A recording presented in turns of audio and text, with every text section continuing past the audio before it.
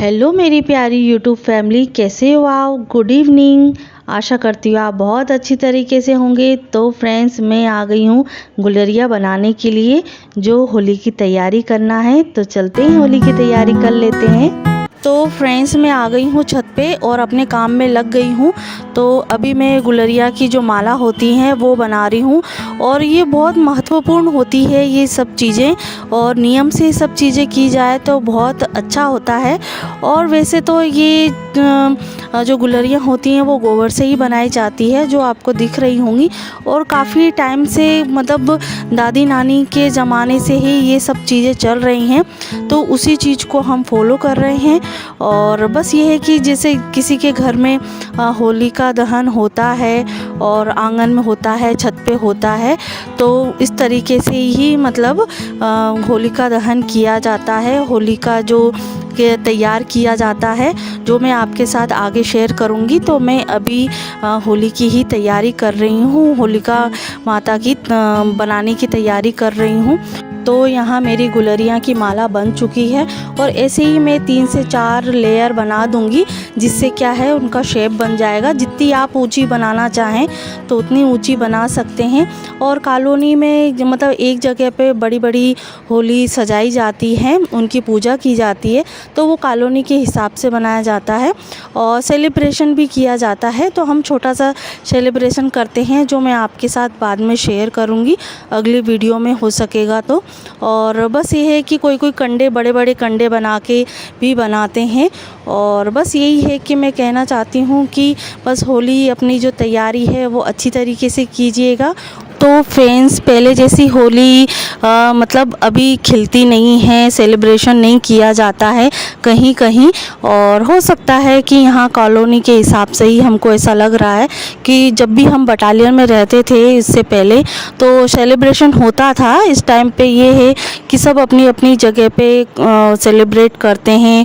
Colony की कोई कोई कॉलोनी में करते हैं, कोई कोई नहीं करते हैं। तो यहाँ इसलिए, और कहते भी हैं लोग जो घर में अपना नहीं सेलिब्रेशन कर सकते हैं तो बाहर जाते हैं सेलिब्रेट करने के लिए।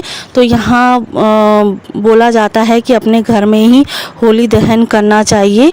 और बस यही है कि यहाँ मैं नीचे आके शाम का जो रूटीन है वो भी मैं आपके साथ शेयर करूँगी। तो यहाँ मैं क्योंकि शाम के टाइम पे ही हमने होली सजाई थी, और उन्हीं होली के लिए मैं 5 शगुन के लिए गुजिया बना रही हूँ, जो गुड़ के बनाए जाते हैं। तो यहाँ मैंने मैदा भी गूंद लिया था, और एक चम्मच मैंने घी डाल के आटा गूंद दिया था मैदे का। और फिर उसमें थोड़ा सा गुड़ और सौंठ डाल के ये जो गुजिया हैं, 5 गुजिया शगुन की प्रसाद के लिए मैंने बना दी हैं। और सांचे से नहीं बनाई जाती हैं, बोलते हैं बनाने के लिए बना सकते हैं, ऐसा कुछ नहीं है। पर पुराने लोग भी कहते हैं कि जो गूंथ के बनाया जाता है, गोट के बनाया जाता है, वही बनाते हैं। और जिसको जैसे नहीं भी आता है तो आप सांचे से भी बना सकते हैं। तो मुझे आता है तो मैंने भी इसको गोट के ही बना दिए हैं। 5 है और जल्दी भी बन जाते हैं फटाफट से। और इसको मैं घी में फ्राई कर लूँगी, क्योंकि प्रसाद के लिए चाहिए, तो मैं घी में ही ज़्यादातर प्रसाद बनाती हूँ।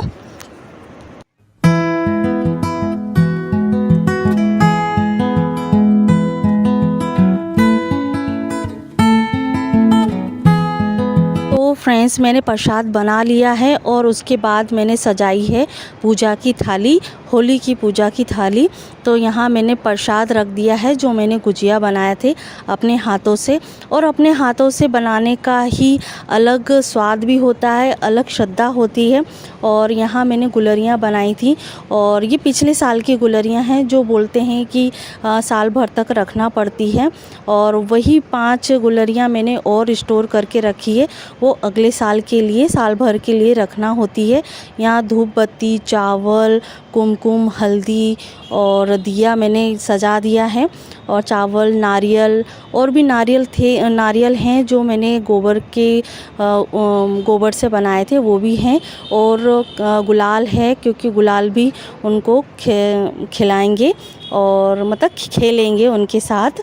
और बस यहाँ जल ले लिया है, क्योंकि उनकी जो परिक्रमा लगानी है एक सूती कपड़ा ले लिया है और जैसे आपको श्रृंगार चढ़ाना है तो श्रृंगार अलग से ले सकते हैं, सीधा ले सकते हैं। सीधा बोलते हैं जैसे आप आटा, सब्जी, खिचड़ी कुछ भी आप उसको चढ़ा सकते हैं सीधे के लिए। फिर उसको किसी गरीब में या ब्राह्मण को दे सकते हैं, सीधा निकाला जाता है।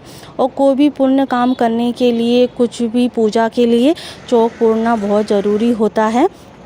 और फिर मम्मी ने बोला कि चौक पूर दो, तो फिर मैंने कि चौक भी पूर दूंगी और रंगोली भी मैं बना दूंगी। तो सबसे पहले तो चौक पूर के होलिका के जो तसला है उनको रख दूंगी, चावल रख के, क्योंकि चौक खाली रखा नहीं जाता है। तो थोड़े बहुत गेहूँ या चावल, कोई भी अन्न जो है वो रखा जाता है चौक पे। और आई साइड में बना दूंगी रंगोली, क्योंकि रंगोली से क्या है थोड़ा डेकोरेट हो जाता है। और मैं ज़्यादा ताम झाम नहीं करूँगी, जो नॉर्मल तरीके से है बस चौक से भी काम चल जाता है। पर सोचा कि चलो रंगोली रखी हुई है, दिवाली की ही रंगोली रखी है, जो हम डेली में भी रंगोली बनाते ही हैं। जो मेरे पुराने व्यूअर्स हैं, जो अभी तक देखते आ रहे हैं, वो रोज़ देखते हैं कि थोड़ा सा जो तुलसी के पास में गमला रखा है, रोज़ हमारी छोटी सी रंगोली बनाई जाती है।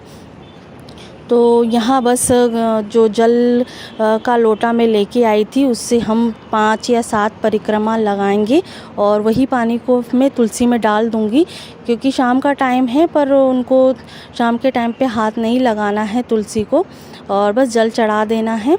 और जो हमारी जो पूजा होती है सिंपल तरीके से कुमकुम अक्षत चढ़ा के, और उनको जो ओढ़नी है और या साड़ी आप चढ़ाते हैं तो साड़ी चढ़ा दीजिएगा।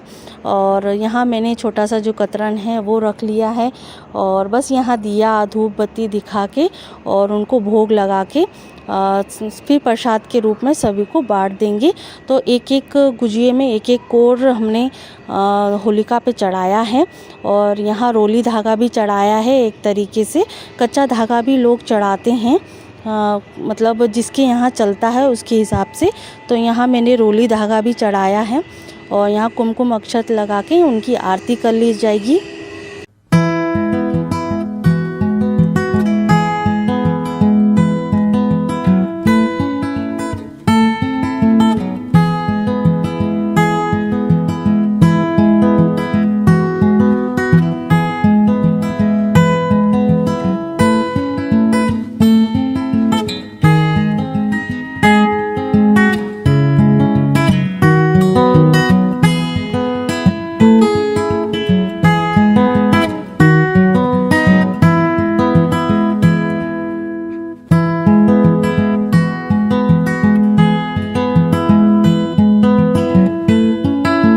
तो फ्रेंड्स, यहाँ मैंने होलिका देवी की पूजा कर ली है। उसके बाद मैं सीधे जाऊँगी किचन में, क्योंकि आज सोमवार भी है और सोमवार का रहता है मेरा फास्ट।